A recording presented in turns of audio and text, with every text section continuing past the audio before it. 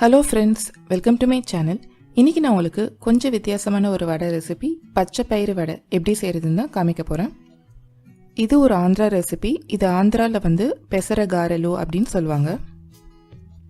இந்த வடை பார்த்திங்கன்னா ரொம்ப ஆரோக்கியமானது, அதே சமயம் சுலபமாகவும் செஞ்சிடலாம். இந்த பச்சை பயிறு வடை செய்கிறதுக்கு நான் 2 கப் பச்சை பயிரை 8 மணி நேரம் தண்ணீரில் ஊற வச்சு எடுத்து வச்சுருக்கேன்.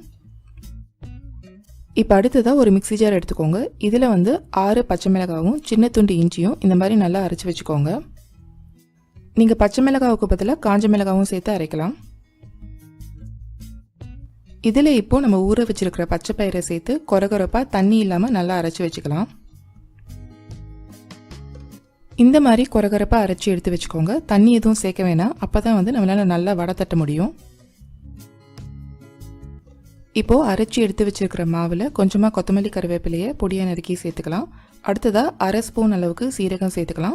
கடைசியாக தேவையான அளவு உப்பு சேர்த்து நல்லா பிசைஞ்சு எடுத்து வச்சுக்கலாம்.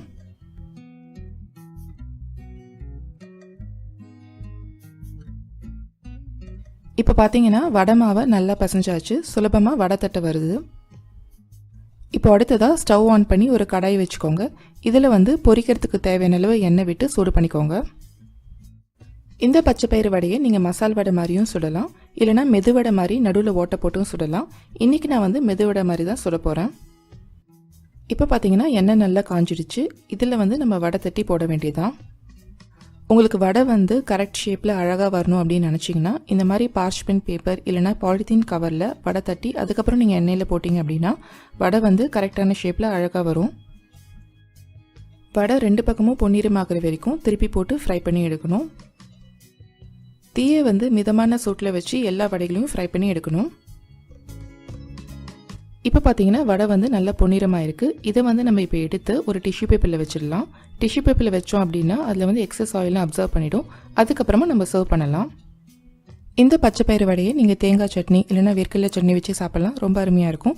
ஆந்திராவில் பார்த்தீங்கன்னா இந்த பச்சை பயிறு வடையை சிக்கன் குழம்பு வச்சு சாப்பிடுவாங்க, அதுவும் நல்லா தான் இருக்கும். இந்த ரெசிபி உங்களுக்கு கண்டிப்பாக பிடிச்சிருக்குன்னு நான் நினைக்கிறேன். இந்த வீடியோ உங்களுக்கு பிடிச்சிருந்ததுன்னா இந்த வீடியோவை லைக் பண்ணுங்கள், ஃப்ரெண்ட்ஸ் அண்ட் ஃபேமிலி மெம்பர்ஸ்க்கு ஷேர் பண்ணுங்கள், அண்ட் மறக்காமல் என்னோட சேனலுக்கு சப்ஸ்கிரைப் பண்ணுங்கள். தேங்க்ஸ் ஃபார் வாட்சிங்.